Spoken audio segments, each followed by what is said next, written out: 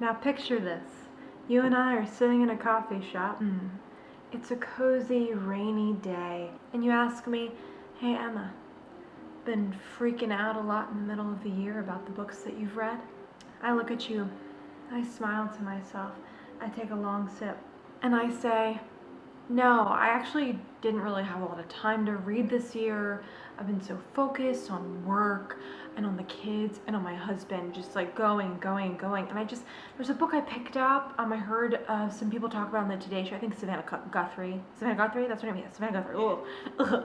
She was talking about it, and I was like, man, I really should pick that book up. And then Jenna Hager, the Bush one, well, she talked about one, and I was like, oh, and then I bought it at Barnes & Noble, and then I forgot to read it, just sitting on my nightstand, just collecting dust. Anyway, this is the mid-year book freakout tag, 2021 edition. Rolling up the sleeves for this one. I have just today, read 50 books this year. It is currently June 16th, so woo! I was gonna wait to do the mid-year book freakout tag until July. 50 books feels like a really good natural middle. I'm not gonna read 100 books. I'm gonna probably read like 99, which is how many I read last year. But we'll see. I rolled up my pants. You couldn't see it though. Best book you've read so far in 2021. I've read a lot of just good but not great books, so this was actually pretty easy for me, but I still have a few. People We Meet on Vacation by Emily Henry, by and large, is my favorite book of the year so far, and I have recommended it to about 15 different people, which is a lot of people for me. I loved it so much. I also really loved Amari and the Night Brothers, great middle grade vibes. I loved In the Dream House, which was a fantastic memoir, and the first book I read in 2021, recommended to me by my friend Madeline. The book I just read fairly recently, Ace of Spades, which was everything that everyone said it was going to be. It had so much buzz around it, and it truly was excellent. It's one of the best paced books I have read in a very, very long time, and I think pacing is very difficult to do. And then another book that I finished today that hit me at 50 is Box in the Woods by Maureen Johnson, which is the fourth book in the Truly Devious series, but I'll talk about that in a minute. Best sequel you've read so far in 2021. I have 3 answers for this one. Box in the Woods by Maureen Johnson is number 1. I loved this so much. I have a lot of qualms about true crime, specifically when the victim's family members or friends are still alive. I think it can become incredibly salacious and sort of drama-y very quickly. It also bleeds into capitalism in a way that makes me deeply uncomfortable, and I find it very troubling.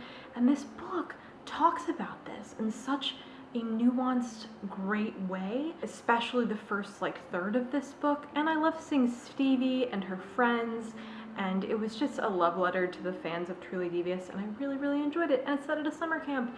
It was fantastic. I would also recommend this book, but you also probably need to read the other 3. I also loved Pagan Stone by Nora Roberts. As we know, I'm a Nora Roberts stan.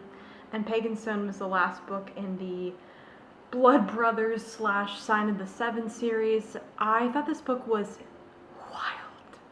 Some of the plot devices used are truly unhinged in a way that made me laugh out loud. I don't want to spoil anything in case y'all want to read this series, but it is bananas in a way that I really loved and thought was a lot of fun. I also loved Actor H. Eve Brown. This was such a great 3rd book in the Brown series. It ended up being my favorite. I just loved it. It was cozy, it was sweet. I loved the small town vibes. It was excellent. New releases you haven't read yet but want to. So I have 2 here that are pretty high on my list. The first being, and that's The Anthropocene Reviewed by John Green. I'm very excited to read this. I have heard nothing but good things, and I do like John Green's writing, and I like the way he thinks about things. Very excited about that. And then somebody he's friends with, Somebody's Daughter by Ashley C. Ford. I think this sounds like a really interesting memoir. It's about her life and her childhood and her relationship with her parents, and I'm very interested in reading it and excited to pick it up. Most anticipated release for the second half of the year. So I don't really request a lot of books on NetGalley. I kind of stopped doing it when the NetGalley hacking situation happened. Wow, that was some drama. And I deleted my NetGalley account, created a new one, and was like, I'm really going to be diligent about at least reading most of these books. And I've been pretty good about it, but I went on like a witch NetGalley request for the Halloween season. You know, I'm preparing.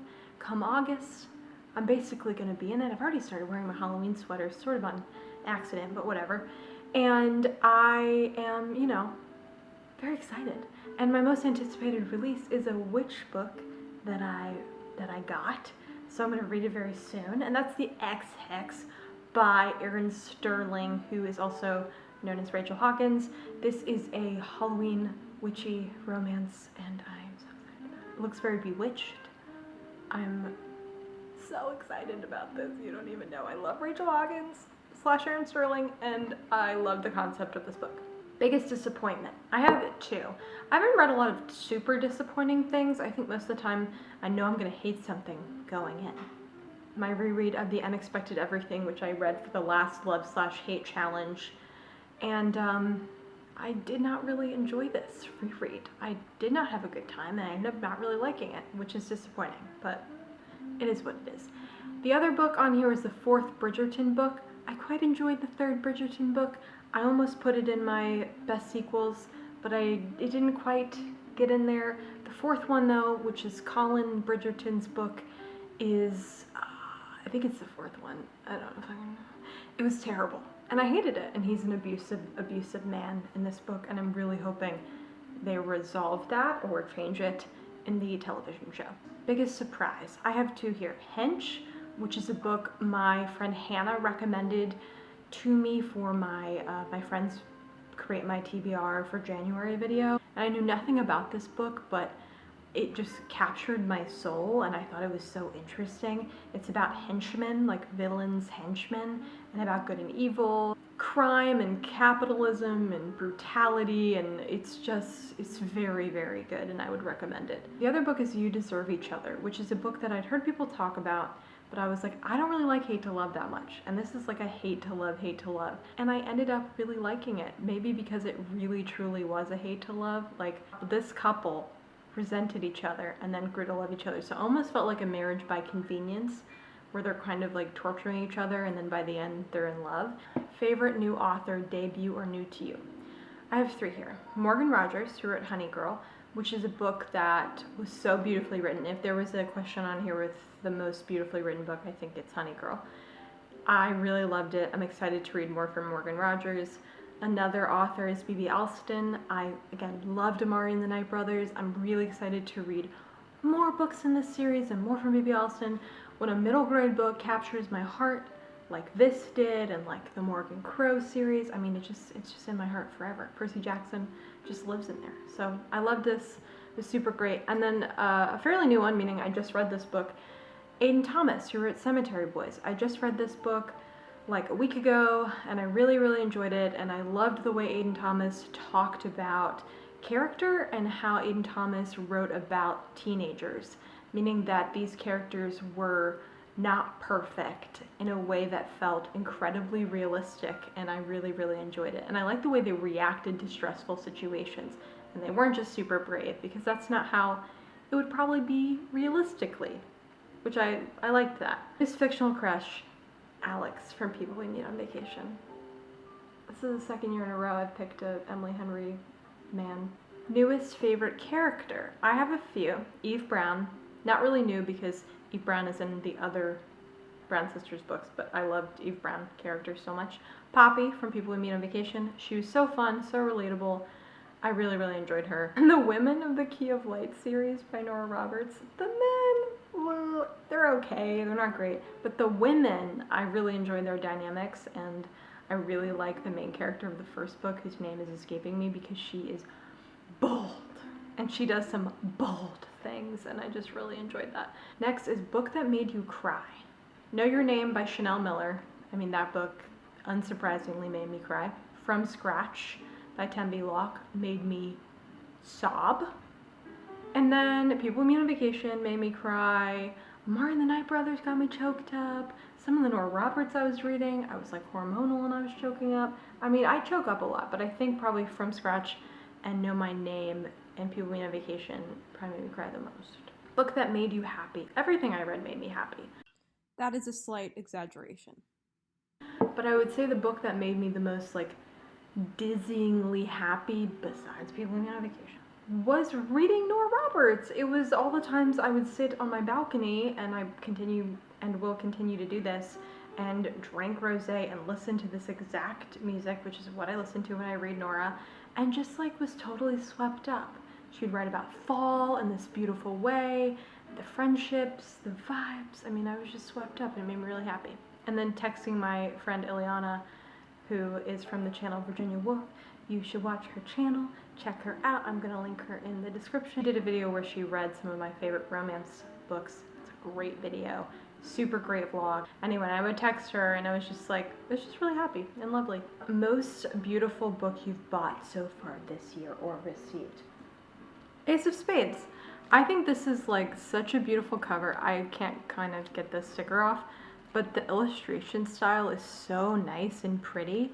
And yeah, I think this is like the one that I look at and I'm like the most drawn to. Finally, what book do you need to read by the end of the year? This is gonna be semi a book haul. I have quite a few. All of the Nora Roberts I'm reading. This is the second book in the Key of Light series, Key of Knowledge. I'm almost done with it. All of my witchy arcs, obviously. I'm also reading Fresh by Margot Wood via NetGalley, and that's like a sapphic retelling as far as I can tell of Emma. Really, really enjoying it. A Beautifully Foolish Endeavor by Hank Green. Gonna read that probably on audiobook. Take Me Home Tonight. I mean, that I didn't know that was on the back. A little bit scary. A Special Place for Women. Very excited about. Broken, because I'm a huge fan of Jenny Lawson. Broken. Book that my friend Ileana got me, which is The Birth House, which looks great. Long Division, which I picked up and I've heard a lot of great things about. Talked about this. And then a book I have been reading since 2020, since winter 2020, of a Bookseller by Simon Beitel. I have been reading this book for so long because I've been reading it with my dad or reading it to my dad, and I see my dad like a couple times a week and then don't sit there and, you know, the time has to be right for me to read this book. So those are the books that I want to read, but there are literally so many more. There's so much like there's so much romance that I want to read and get to this year that people have talked about and I want to read, so a bazillion things. Anyway, that was my mid-year freakout tag. What do y'all think? How's it going for you? Let me know. I'm gonna end this video with a clip of me from a video that I ended up not finishing, trying to open wine, failing, and then the really journey that I went on. So please enjoy. Wine. Halloween wine. Thanks guys. Thanks guys for being here. I broke that cork. Oh! I got cork all in the wine, as you can probably imagine, and don't have anything to filter it out with, so I'm gonna get something tomorrow. Have a little Casamigos, as I got for my birthday. It's my favorite tequila. Some Mexican Coke, drank in a wine glass. Brush. I don't like some motion television and a gold rush. I'm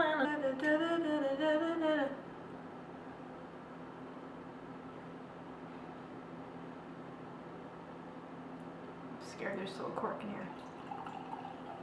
Oh my god, wow. Wine. It's been in the refrigerator all night, so it's very cold. I'm scared.